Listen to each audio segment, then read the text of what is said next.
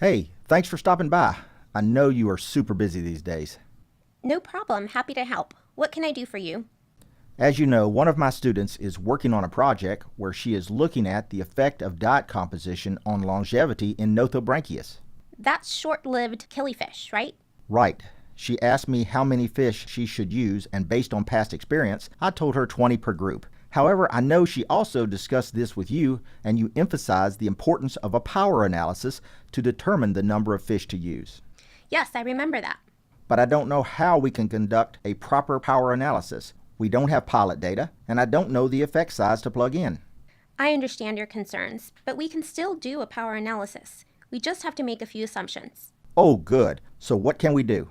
At the broad level, there are 4 things that can go into a conventional power analysis. They are an effect size, which in this case might be calculated from the mean and variance of lifespan, the sample size, which we will assume is equal between groups, the type 1 error rate. This is frequently, though does not have to be, the conventional 0.05 used for significance testing, and the statistical power, which is the complement of the type 2 error rate. Power is commonly, but does not have to be, set at 80%. Those 4 things are dependent on one another. If you know any 3 of them, in principle, you can calculate the 4th. Sorry, I don't see how that helps me because we don't know the effect size or the sample size.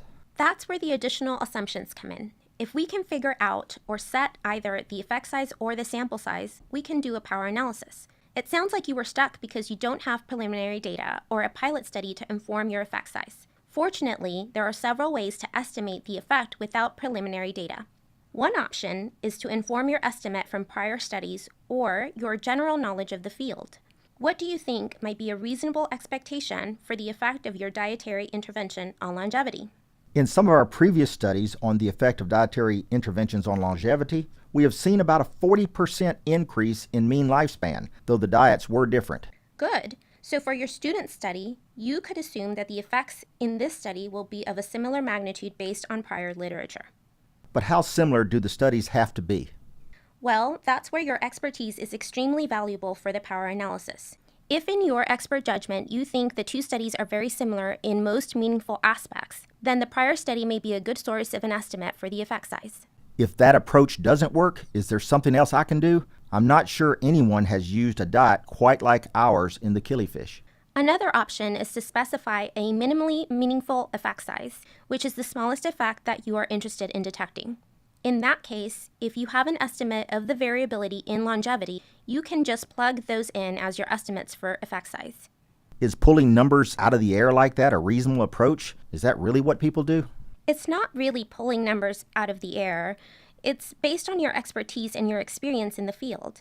Other people might disagree with you if you pick too small or too large of an effect size, though. If the effect size you predict for the power analysis is unreasonably small, the study will require many more animals, and the Animal Care Committee may question why you are bothering to use so many animals to look for a minuscule effect.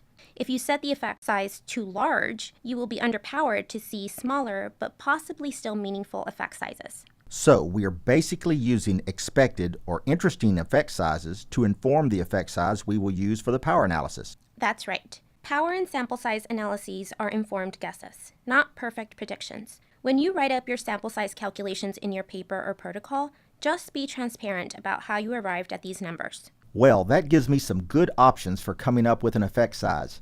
Are there also ways to start by making assumptions about the sample size? Sure. Let me pull up a program and show you how we can calculate a simple version of this. What is the largest number of fish you can accommodate in this facility at once? I'd say about 1,200. Even that would be pushing it. So 2 groups of 600 each? Yes.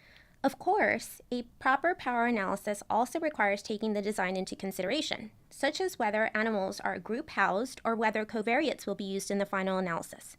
But this is just a simple example to illustrate what is possible. I understand. If we use a 2-tailed test with an alpha at 0.05 and 600 fish per group, we have 80% power if the effects are as small as a Cohen's d of 0.162. Can you remind me what a Cohen's d is? It's a measure of effect size that takes both the magnitude of the difference and the variance into consideration at the same time. We can discuss it some other time, but I will say most people consider a Cohen's d of 0.2 to be a small effect size. Oh, then it sounds like using 1,200 fish would let us detect a smaller effect than we are interested in. Okay, so if we keep alpha and the power constant, and instead use your initial suggestion of 20 fish per group, we can detect a Cohen's d of 0.93. Note that a Cohen's d of 0.8 is considered large. Then that's likely too big? Yes, so now that we have those two bounds, we can titrate the sample size up or down and see what effect sizes we can detect. Great. This will help my student and provide the information the Animal Care Committee needs. Thanks a bunch. You're welcome.